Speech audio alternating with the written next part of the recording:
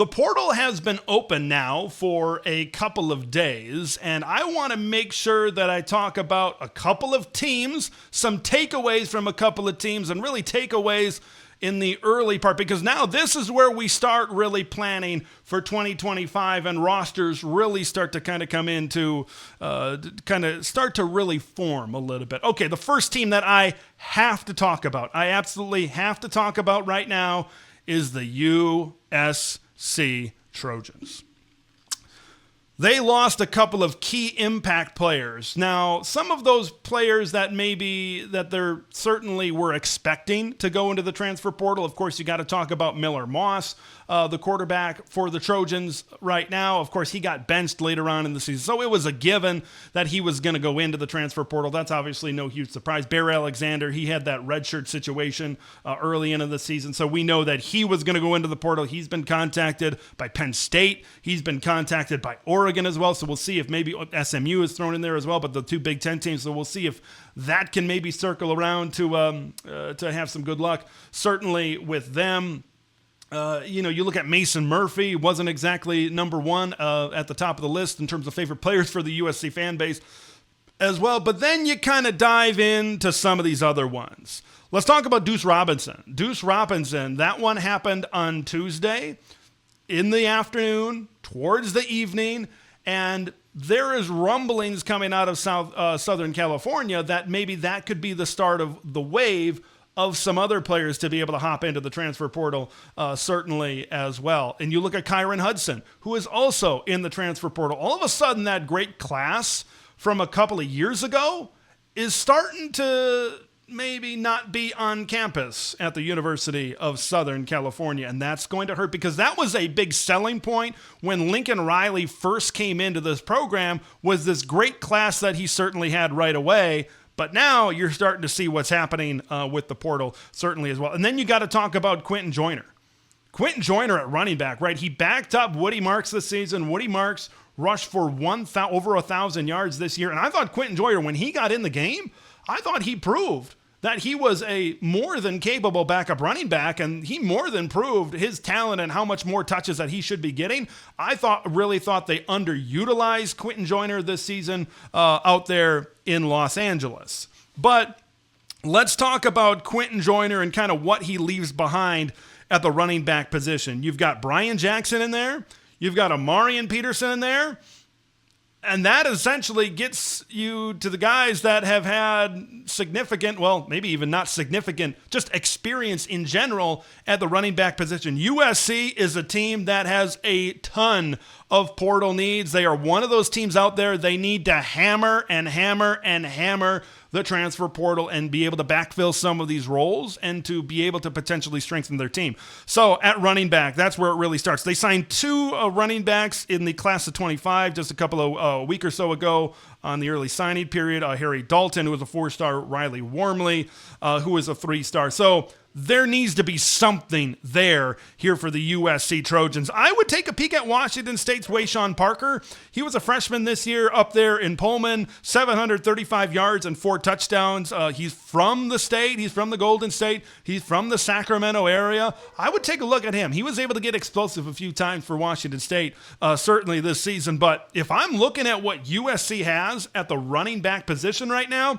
they need a couple of guys probably. No matter how you feel about Brian Jackson, no matter how you feel about Amarian Peterson, you're looking probably at multiple guys out of the portal at the running back position to come into USC. Look what they did with Woody. Look what they did with Woody Marks. Okay, they got him out of the portal from Mississippi State, and he had the best season since Ronald Jones at the running back position. So they can do it. They have proven and they have shown that they can certainly make this happen. Okay, let's continue for USC because there are a couple of position groups to certainly talk about here with the USC Trojans. Let's start and let's talk about the offensive line.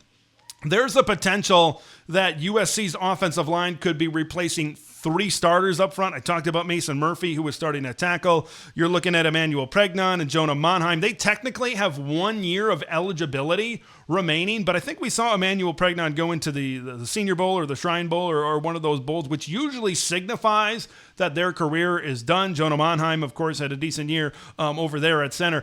And then you look into the second team offensive line. This is a group that just needed to get better in general. And then when you're losing that many starting players, it really shines a spotlight on just how much better that they need to get at that position. If they don't backfill significantly, and you've got Jaden Maiava back there at quarterback, let's just say, it couldn't be the best year in 2025, certainly for the USC Trojans. So that is a big need. You go to the defensive line. So this is an interesting skill group for the Trojans. You lose Jimmy Omahama. You're going to lose Nate Clifton. But you got a decent group of players coming back. Gavin Meyer's going to come back. Braylon Shelby's going to come back. Cameron Fountain, right, who they're very excited about, a young player that's coming back. Anthony Lucas was injured this year. He's going to be coming back. Kobe Pepe, Jade Abasiri. There's a decent amount of names right there, but even with those names, they still need to get better in the interior of the defensive line. Plain and simple. And we'll see how many of those guys certainly stay around here in the next couple of weeks or whatever. But that's a group that just needs to be better up front. Now, here's what I will say about USC and their defense, specifically their defensive line. Look, I think that they made big strides certainly this season, but I look at a lot of that group that I just mentioned. When you look at Shelby, young guy, Fountain, young guy, Abasiri, young guy, there's a lot of youth and there's a lot of dependence, I think, for Eric Henderson to be able to continue to develop these guys. But I do have faith that they can continue to develop. But, if they want to compete at the highest level in the Big Ten, and that's the thing about USC, they don't want to go 6-6. They don't want to go 8-4. They want to compete and win 10 games every year. And if you want to win 10 games every year, that defensive line, that offensive line, it's just not good enough. It's just not good enough. So you need to be able to hit the portal extremely hard. I think a position group that USC just needs to absolutely hammer, maybe more than any, is the secondary. They're losing a lot in the secondary. Even though they're going to retain guys like Kamari Ramsey and John Humphrey back there, you lose Jalen Smith, you lose Akili Arnold, you lose Greedy Vance in there. You need multiple pieces. I would take a peek at Darren Johnson, who is from Northwestern. He started every game for the Wildcats over the past 2 seasons. So I would kind of take a peek in that direction right now if I am the USC Trojans. But it is very and abundantly clear USC needs to be one of the most portal-heavy teams in the Big Ten, if not all of college football. If they're not, if they lose a lot of talent and they're not able to backfill with equal or better replacements, could we see a third straight season at USC with either 6 or 7 regular season wins? I think it's possible. Let's move on to another team that has suffered a good amount of losses. Let's talk about the Nebraska Cornhuskers right now. The title of this is What's Happening at Nebraska? Now, before I maybe get into the departing players, let's start first with the positive. There were rumors out there. They were circling, man. They were certainly circling about maybe Miami offering a bag to Dylan Raiola. So things were kind of circling, but Dylan Raiola on Instagram says, hey, I'm all in. I'm certainly coming back. If Dylan Raiola would not have returned, this thing really would have went south. This thing really would have spiraled out of control for the folks over there in Lincoln, Nebraska. But he's back. Emmett Johnson went into the portal for a couple of days. He withdrew, so he's coming back to Lincoln, Nebraska as well. That's a big keep, I guess, because he went out and came back in. Dante Dowdle and Emmett Johnson as a 1-2 in the running game is a big deal, I think, for this Nebraska team. So they've certainly got pieces to build around on the offensive side of the ball. But really where you start to grow some concern for Nebraska is on the defensive side of the ball. Of course, we know Tony White leaving Nebraska to be the defensive coordinator over at Florida State. They have since named their defensive coaching staff. They are promoting John Butler to be the new defensive coordinator over there at Nebraska. So you lose Jamari Butler, you lose Principal Uman Mielen, you lose James Williams. Man, those are 3 key pieces on the defensive line. You lose Makai Bayer in the linebacking core. I got Malachi Coleman and Gabe Irvin Jr. and certainly on there on the offensive side. But when we're talking about this on the defensive side for Nebraska, I think that's a team that needs to maybe try to rebuild their interior, their front seven a little bit more in the transfer portal. Ty Robinson is gone on that defensive line, so you're losing a lot of effective players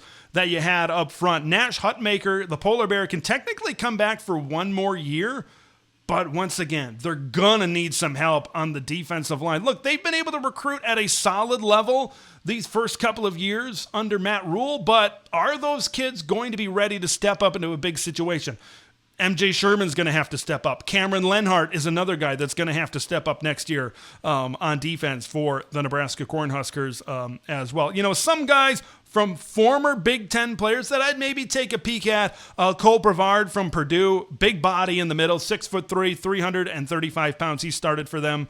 And then James Thompson Jr. He was out for the season for Wisconsin, but he's more, certainly not as big as Cole Brevard, but he's more of an athletic guy that can create havoc, certainly coming off of the edge as well. And then you look at the linebacker position for Nebraska. You're going to lose John Bullock to graduation. I talked about Bayer, Stephon Thompson, Javen Wright.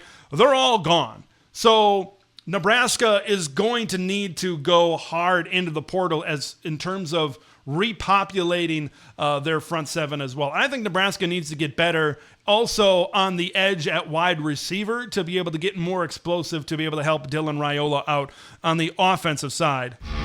Thanks for watching Big Ten Ted, where it's all Big Ten all year long. Make sure to like the video to spread the word of Big Ten Ted to the masses, and subscribe to the channel for updates on Big Ten content that drops every day.